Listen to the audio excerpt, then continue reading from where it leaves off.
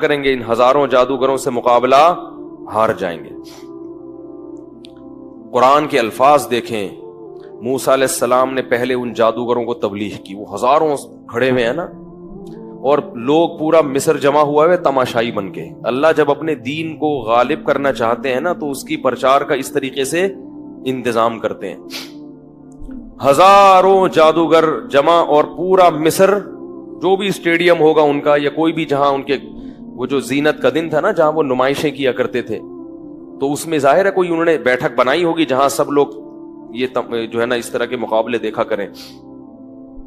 تو موسیٰ علیہ السلام نے ان جادوگروں کو تبلیغ کی، وَيْلَكُمْ لَا تَفْتَرُوا عَلَى اللَّهِ كَذِبًا، تم تباہ ہو جاؤ، تم اللہ پہ جھوٹ مت باندھو، میں اللہ کا نبی ہوں، میرے مقابلے میں مت آؤ۔ فَيُسْحِتَكُمْ بِعَذَابٍ، اگر تم نے مجھ سے مقابلہ کیا تو کہیں ایسا نہ ہو کہ اللہ تمہیں عذاب میں ہلاک کر دے۔ حضرت موسیٰ کو پتا تھا نا کہ میں اللہ کا نبی ہوں، مجھ سے مقابلے میں کہیں ایسا نہ ہو کہ اللہ کا تم پر عذاب آ جائے۔ قرآن کہتا ہے فَتَنَازَعُوا أَمْرَهُمْ بَيْنَهُمْ، آپس میں جادوگروں میں اختلاف ہو گیا، کیونکہ ڈر تو ان کو بھی لگ رہا تھا بھائی واقعی اللہ کے پیغمبر نہ ہو، کیونکہ پیغمبروں کا سلسلے تو چل رہے تھے نا ہمیشہ سے، کوئی آخری نبی تو نہیں آیا تھا، کسی نبی نے نہیں کہا تھا کہ میں آخری نبی ہوں، تو امکان تو تھا کہ پیغمبر ہوں۔ تو قرآن کہتا ہے فَتَنَازَعُوا أَمْرَهُمْ بَيْنَهُمْ، آپس میں جھگڑا ہو گیا، وَأَسَرُّوا النَّجْوَىٰ، مگر یہ جھگڑا کھلے عام نہیں، کان میں ہو رہا ہے، آپس میں زور زور سے اختلاف کریں گے نا تو فرعون کہے گا اور پبلک کہے گی یہ تو خود ہی جو ہے نا کنفیوز ہے لڑائی میں، تو آپس میں کیا ہو گیا، کانا پھوسی شروع ہو رہی ہے، کچھ کہہ رہے ہیں کہ لڑنا چاہیے، کچھ کہہ رہے ہیں کہ نہیں بھائی سچا نبی ہوا تو ہماری تو ایسی کی تیسی ہو جائے گی۔ قرآن میں یہ بھی ہے کہ جادوگروں نے فرعون سے پیشگی یہ کہا کہ یہ مقابلہ جیتنے پہ ہمیں ملے گا کیا، یعنی فری میں ہم سے ایسا مقابلہ کرا رہے ہو، کچھ ملے گا بھی؟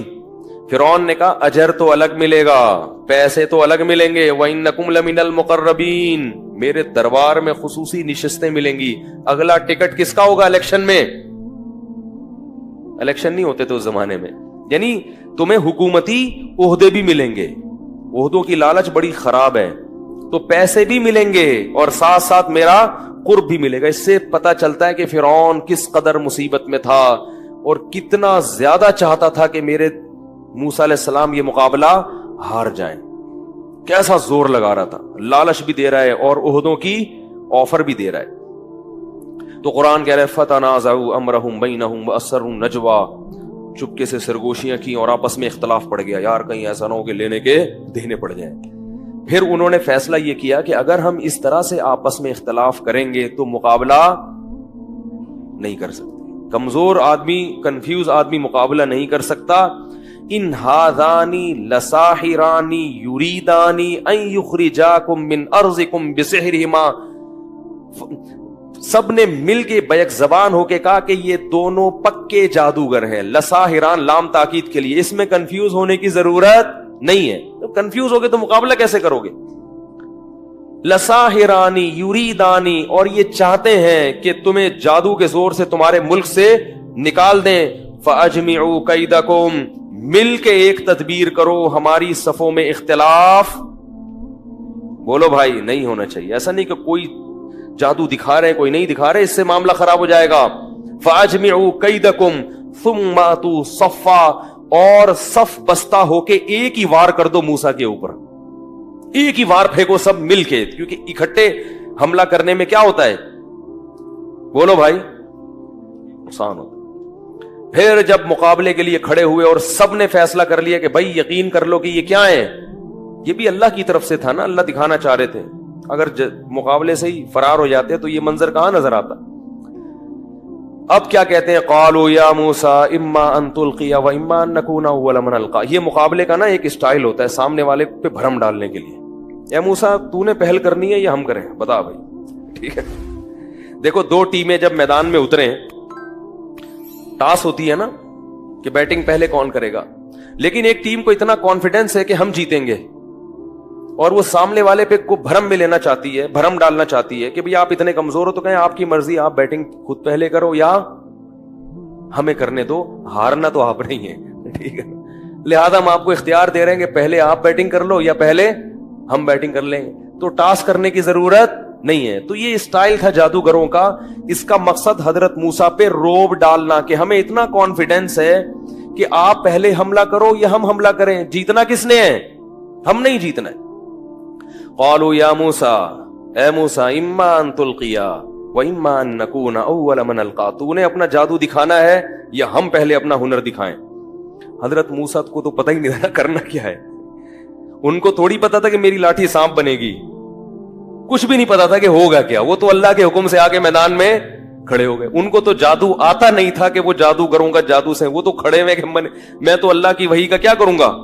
یہ یاد رکھو, حضرت موسیٰ کو اختیار نہیں تھا کہ وہ لاٹھی کو سانپ بنا دیتے, یہ اختیار نہیں تھا. تبھی ہر دفعہ اللہ کے حکم کا انتظار کرتے کہ اب کیا کرنا ہے. جب اللہ نے کہا لاٹھی سمندر پہ مارو تو سمندر پہ مار دی, جب کہا پتھر پہ مارو تو پتھر پہ مار دی, جب کہا زمین پہ پھینک دو تو زمین پہ پھینک دی.